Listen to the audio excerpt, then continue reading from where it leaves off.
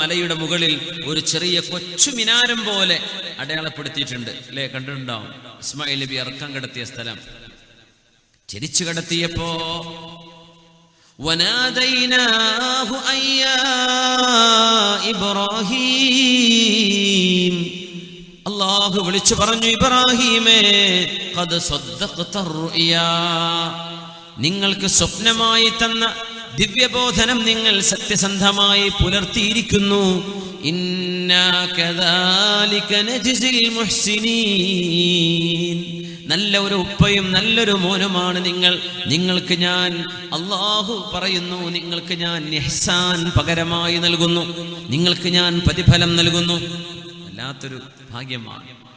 യ ഫൈസാന നസർതാ, യ ഫൈസാന നസർതാ യാ മക്തബ की करामत थी, सिखाया किसने इस्माइल को आदाब फर्जंदी. ये फैजान नजर था.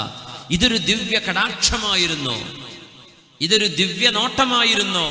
യാ മക്തബ की करामती, അതല്ല ഇസ്മായിൽ നബി പഠിച്ച കൊച്ചു മദ്രസയുടെ കറാമത്താണോ? ആരാണ് ഈ മോന് ഇങ്ങനെ അനുസരണം പഠിപ്പിച്ചത്? സിഖായ കിസ്നെ ഇസ്മായിലുക്കോ ആദാബ് ഫർസന്ദി. ഇഖ്ബാൽ അത്ഭുതപ്പെട്ടുകൊണ്ട് ചോദിക്കുകയാണ്, ഇത് വല്ലാത്തൊരു കറാമത്ത് തന്നെയല്ലേ? ഇസ്മായിൽ പോയ മദ്രസയുടെ എന്ത് മദ്രസ? എവിടെ പോയി? ഇല്ലല്ലോ, മദ്രസയിൽ പോയില്ലല്ലോ. ഇത് അല്ലാഹു തആല നൽകുന്ന ദിവ്യ കടാക്ഷമാണ്. നമ്മളൊക്കെ ദുആയിരക്കണം മക്കളിൽ നിന്ന് ആ ഒരു നന്മയുണ്ടാവാൻ. റബ്ബനാ هب لنا من أزواجنا وذرياتنا قرة أعين واجعلنا للمتقين إماما. അല്ലാഹുവേ, എൻ്റെ ഭാര്യയിൽ, എൻ്റെ മക്കളിൽ, അല്ലാഹുവേ എൻ്റെ സന്തതികളിൽ, എൻ്റെ ഇണയിൽ നീ കൺകുളിർമയെ നൽകണമേ. സജ്ജനങ്ങൾക്ക് മുമ്പിൽ നിൽക്കാൻ പറ്റിയവരായി എന്നെ മാറ്റിത്തരയണമേ. എന്താ അതിൻ്റെ അർത്ഥം? സജ്ജനങ്ങൾക്ക് മാതൃകയായി എന്നെ മാറ്റിത്തരണേ. ഇമാം എന്ന് പറഞ്ഞാൽ എന്താ? ഇമാം ഇന്നമാ ജുഇലൽ ഇമാമു ലിയുതമ്മ ബി, ഇമാം ചെയ്യുന്ന പോലെ മഅ്മൂം ചെയ്യാൻ പാടുള്ളൂ. ഇമാമിനെ ഓവർടേക്ക് ചെയ്യാൻ പാടില്ല, അല്ലേ? ഇമാം എന്ത് ചെയ്യുന്നു അതേ ബാക്കിൽ മഅ്മൂം ചെയ്യാൻ പാടുള്ളൂ, അങ്ങനല്ലേ? അപ്പൊ നമ്മൾ മക്കൾക്ക് ഇമാമാവണമെന്ന്, വാപ്പാരൊക്കെ മക്കൾക്ക് ഇമാമിയങ്ങളാണ് എന്ന് പറഞ്ഞാൽ എന്താ? മക്കള് നമ്മളെ കണ്ട് പഠിക്കണം. അപ്പൊ നമ്മളെ നന്നാക്കി തരണേ എന്നാ ചോദിക്കണത്. നമ്മളെ നന്നാവണ്ടേ? വാപ്പ കള്ളുകൂടി വലിയൊക്കെ ഉണ്ട്, മക്കളൊന്നും ചെയ്യരുതെന്നാ വാപ്പാൻ്റെ ദുആ. പറ്റൂല, നമ്മൾ നന്നാവണം. അതാ വല്ലാത്ത അത്ഭുതമുള്ള ദുആയാണത്. എൻ്റെ മക്കളിൽ കൺകുളിർമയെ നൽകണേ. പിന്നെ പറയാ, എൻ്റെ മക്കൾക്ക് ഞാൻ മുമ്പിൽ നിൽക്കാൻ പറ്റിയ ആളാക്കി തരണേ, എന്നെ നന്നാക്കി തരണേ. അപ്പൊ നമ്മൾ നന്നാവും, കുടുംബവും മക്കളൊക്കെ നന്നാവും. ആ ദ്വാരക്ക ഇന്നത്തെ കാലാണ്. പണ്ടൊക്കെ ഓവുപാലത്തും ഇരിക്കുന്ന കുട്ടികളെ നോക്കിയിട്ട് പറയാൻ പറ്റും ഇത് കച്ചറ കുട്ടികളാണ്. ഇന്ന് അവരെ ഓവുപാലത്തൊന്നും കാണാൻ കിട്ടുന്നില്ല. ഓല് മൊബൈലും പിടിച്ച് കറങ്ങുകയാണ്. എവിടൊക്കെയാ വരുന്നത്, ആരൊക്കെയാ ചങ്ങാതിമാര്, എന്തൊക്കെയാണ് അവരുടെ ലോകം, പിടുത്തം കിട്ടൂല ആർക്കും. എല്ലാവരും മൊബൈലും വരാം, ഉസ്താദ്മാർ മൊബൈലും വരാണ്, ഖത്തീബ്മാർ മൊബൈലും വരാണ്, വേദവരണുള്ള മൊബൈലും വരാം, മുത്തഅല്ലിമീങ്ങൾ മൊബൈൽ കിതാബിൻ്റെ ഉള്ളിൽ അടിയിൽ വെച്ചിട്ട് കാണുകയാണ്. എന്തൊരു കാലം, യാ അല്ലാഹ്. പിന്നെ സാധാരണക്കാരുടെ കാര്യം പറയണോ?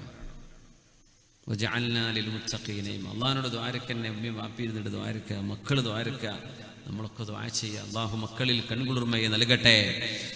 തുൽഖ് ഇബ്നു ഹബീബ് റളിയല്ലാഹു അൻഹു ഉമ്മ താഴെ ഇരിക്കുമ്പോൾ മീതയുള്ള റൂമിലേക്ക് പോകുമായിരുന്നില്ലത്രേ. തുൽഖ് ഇബ്നു ഹബീബ് റഹ്മത്തുള്ളാഹി അലൈഹി. മേലെ റൂമുണ്ട്, ഉമ്മയുടെ റൂമിന്റെ നേരെ മീതെ മകൻ റൂം വെക്കൂല. മകൻ മാറ്, ഉമ്മ എന്റെ താഴെയല്ലേ. മാതാപിതാക്കളോട് ചെയ്യുന്ന ചില അദബുകൾ നമുക്ക് ഇൻഷാ അല്ലാഹ് പറയാനുണ്ട്. അതിൽ വരും, ഉമ്മയുടെ ഉപ്പയുടെ മുമ്പിൽ മക്കൾ നടക്കാൻ പാടില്ല. ഉമ്മയും ഉപ്പയും കൂടെ നടക്കുമ്പോ പകൽ സമയങ്ങളിൽ നിർബന്ധമായും, രാത്രി ഒരുപക്ഷെ ഉമ്മാക്കും ഉപ്പാക്കും സംരക്ഷണം നൽകാൻ വേണ്ടി മകൻ മുമ്പിൽ നടന്നേക്കാം. പക്ഷേ പകൽ നിർബന്ധമായും ഉമ്മയെ ഉപ്പയെ ആദരിച്ചുകൊണ്ട് മാതാപിതാക്കളുടെ ബാക്കിലാണ് മക്കൾ നടക്കേണ്ടത്. അങ്ങനെയൊക്കെ നമ്മൾ എവിടെയെങ്കിലും ചെയ്യാറുണ്ടോ? മഹാനായ ഹൈവത്ത് ബിൻ ശുറൈഹ് റളിയല്ലാഹു അൻഹു വഹുവ മിൻ കിബാരിൽ ഉലമാ, അലിമീങ്ങളിലെ പ്രഗൽഭനാണ് മഹാൻ. ജനങ്ങളെ മുതഅല്ലിമീങ്ങളെ ഇൽമു പഠിപ്പിക്കാൻ വേണ്ടി മഹാനായ ഹൈവത്ത് ബിൻ ശുറൈഹ് തങ്ങൾ ഇരിക്കുമ്പോ ദർസ് നടത്താൻ വേണ്ടി ഇരിക്കുമ്പോ ഉമ്മ വരും, മോനെ ഖും അൽഖി ശഈറ ലിദ്ദജാജ്, ആ കോഴിക്കുഞ്ഞുങ്ങൾക്ക് തീറ്റിട്ട് കൊടുക്കും മോനെ എന്ന് പറയും. ആരോട്? വലിയ ഉസ്താദിനോട്. ഇപ്പൊ നമ്മളോട് ഉസ്താദ് മുദരിസ്മാരുണ്ടോ? ദർസ് നടക്കാന്ന് വിചാരിക്കുക. ആ ഉസ്താദിനോട് ഉസ്താദിന്റെ ഉമ്മ വന്നിട്ട് പറയാം, മുത്തഅല്ലിമീങ്ങളൊക്കെ മുമ്പിൽ ഇങ്ങനെ ഇരിക്കുമ്പോഴേ, പിന്നെ ആ കോഴികളൊന്നും തുറന്നു വിട്ടിട്ടില്ലല്ലോ, അങ്ങ് പോയിട്ട് കോഴിയെ തുറന്നു വിട്ടാക്കി എന്ന് പറഞ്ഞാൽ എന്താ അവസ്ഥ? മഹാനായ ഹൈവത്ത് ബിൻ ശുറൈഹ് റഹ്മത്തുള്ളാഹി അലൈഹി കിതാബൊക്കെ പൂട്ടിവെച്ചിട്ട് മുത്തഅല്ലിമീങ്ങളോട് ഇരിക്കട്ടോ, ഉമ്മ പറഞ്ഞത് കേട്ട് വരാം എന്ന് പറഞ്ഞ് കോഴികൾക്ക് ധാന്യമണികൾ ഇട്ട് കൊടുത്തിട്ട് വന്നിരിക്കും. അവിടെ അഹങ്കാരം തോന്നൂല, തോന്നാൻ പാടില്ലല്ലോ. ഇന്ന് ഏറ്റവും വലിയ അപകടം എന്താന്ന് വെച്ചാൽ, മക്കൾക്ക് ഇൽമുണ്ട്, മക്കള് ഭൗതികം പഠിച്ചവർ എഞ്ചിനീയർമാരാണ്, ഡോക്ടർമാരാണ്. വാപ്പയോ? വാപ്പ 4ാം ക്ലാസ്സും 3ാം ക്ലാസ്സൊക്കെ പഠിച്ചിട്ടുള്ളൂ. അപ്പൊ വാപ്പയെ കോൺവൊക്കേഷന് വിളിക്കും അല്ലേ? എന്താണ് സന്നദ്ധാനം എന്ന് പറയില്ലേ നമ്മള്? അപ്പോൾ മംഗലാപുരത്ത് ജനപ്പോയ കോളേജിലേക്ക് പോവാണ് മോനെ, അല്ലെങ്കിൽ PA കോളേജിലേക്ക് പോലെ വേറെ ഏതെങ്കിലും മുള്ളാർ അല്ലേ, ഫാദർ മുള്ളാർ മെഡിസിൻ പഠിച്ചു കഴിഞ്ഞിരിക്കുകയാണ്, അല്ലെങ്കിൽ വേറെ ഏതെങ്കിലും കോളേജിലെ പോവാ. കൂട്ടുകാരൊക്കെ ചോദിക്കും, ധാരടോ വാപ്പാന്ന് പറയാൻ മടിയുള്ള ചില വല്യന്മാരെ ഇത് വീട്ടിലെ ഡ്രൈവറാന്ന് പറഞ്ഞിട്ടുണ്ട്. സുബ്ഹാനല്ലാഹ്, സ്വന്തം വാപ്പയാണ്. പക്ഷെ എന്താ, വാപ്പാക്ക് അങ്ങനെ വിദ്യാഭ്യാസമൊന്നും ഇല്ലല്ലോ. ഇപ്പോൾ പ്രൊഫസർമാരെ മുമ്പിലൊക്കെ ചെന്ന് പരിചയപ്പെടുത്തുമ്പോൾ ഈ വാപ്പ 4ാം ക്ലാസ് വർത്താനല്ലേ പറയുള്ളൂ എന്ന് വിചാരിച്ചിട്ട്. പക്ഷേ നമ്മളറിയണം, അതെങ്ങാനും ഒരു പിതാവിൻ്റെ മനസ്സിൽ തട്ടി ഒരു വേദനയായി പരിണമിച്ചാൽ ആ ഒരു പാപഭാരം ഈ ലോകത്തുനിന്ന് കഴുകിക്കളയാൻ കഴിയില്ല. നമ്മുടെ വാപ്പ വാപ്പയാണ്. നമ്മുടെ അത്ര ഒരു പക്ഷെ അവർക്ക് അറിഞ്ഞില്ലെന്ന് വരാം. അങ്ങനത്തെ സാധുക്കളാണ്, സാധാരണക്കാർ. അവർക്കൊന്നും പഠിക്കാൻ പറ്റിയില്ല. അന്ന് കഞ്ഞിവെള്ളം കിട്ടാൻ വേണ്ടി ഓടി നടക്കുകയാണ്, മക്കള് മരിക്കാണ്ടിരിക്കാൻ. ഇന്നല്ലേ ഷവർമയും അൽഫാമും കുഴിമന്തിയൊക്കെ ആയത്. അന്ന് നമുക്ക് കഞ്ഞിവെള്ളം തരാൻ വേണ്ടി അവർ ഓടുകയാണ്. അതിനുവേണ്ടി അവർക്ക് കോളേജിൽ പോകാൻ പറ്റിയില്ല. അതുകൊണ്ട് അവർക്ക് ഹൈസ്കൂൾ പഠനം കഴിഞ്ഞില്ല. അവര് 4ാം ക്ലാസ് മുതൽ അധ്വാനിക്കാൻ ഇറങ്ങി.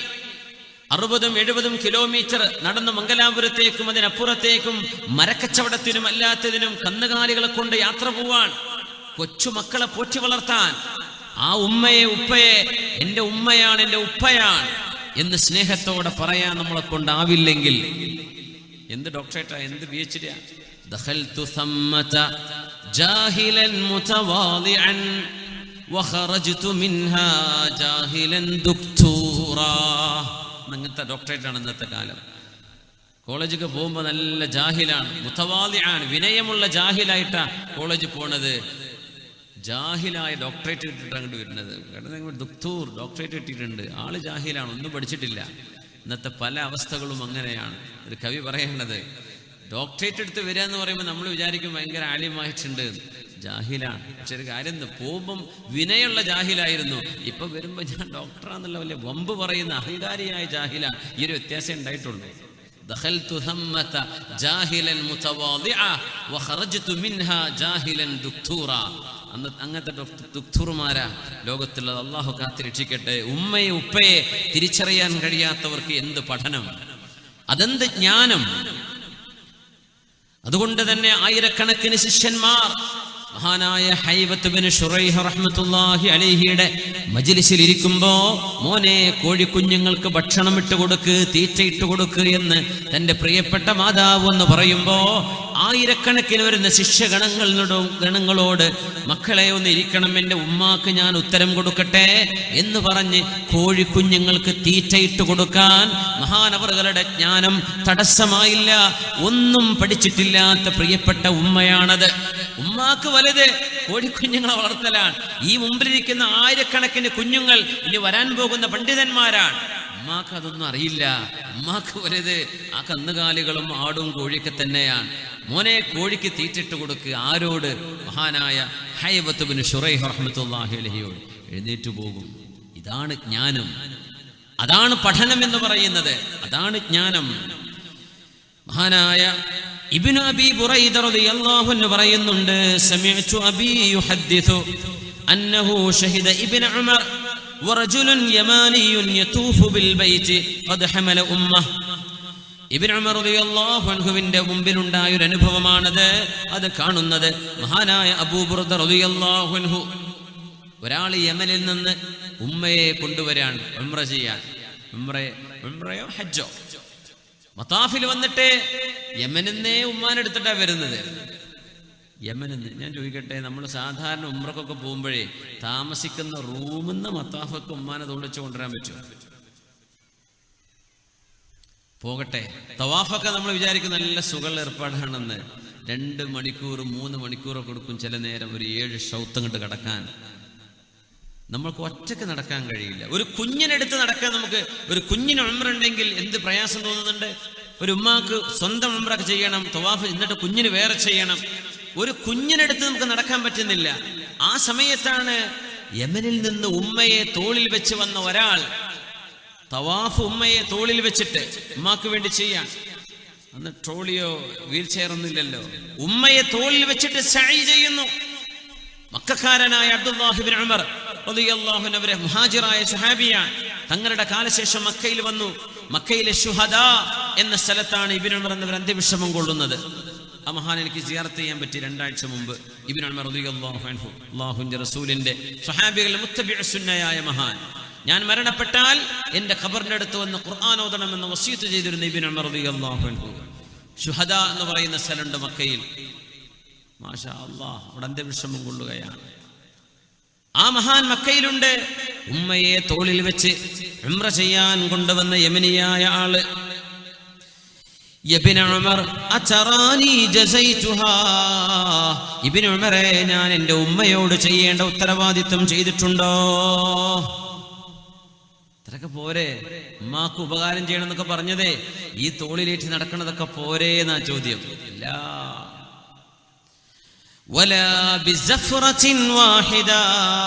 മോനെ, നിന്റെ പ്രസവമായ നേരത്ത് വേദന വരുന്നു പോകുന്നു, വേദന വരുന്നു പോകുന്നു. നീ ഒന്ന് പ്രസവിച്ച് കാണാൻ കൊതിച്ചു നിൽക്കുന്ന നേരത്ത് ആ ഉമ്മയുടെ പ്രസവ വേദനയുടെ ഒരു നേരത്തെ വേദനക്ക് പോലും നീ ഇപ്പൊ ചെയ്തത് പകരമായില്ല. അല്ലാഹു അക്ബർ, അല്ലാഹു അക്ബർ.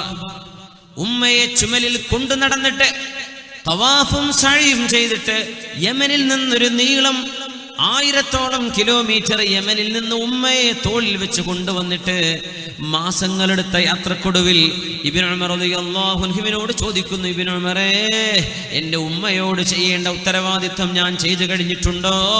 ലാ വലാ ബിസഫറത്തിൻ മിൻഹാ, ആയിട്ടില്ല. പക്ഷേ വലാകിൻ അഹ്സൻത വല്ലാഹു യുതീബുക അനിൽ ഖലീലി കതീറാ, പക്ഷേ നിങ്ങൾ ചെയ്തത് വലിയൊരു ഉപകാരമാണ്.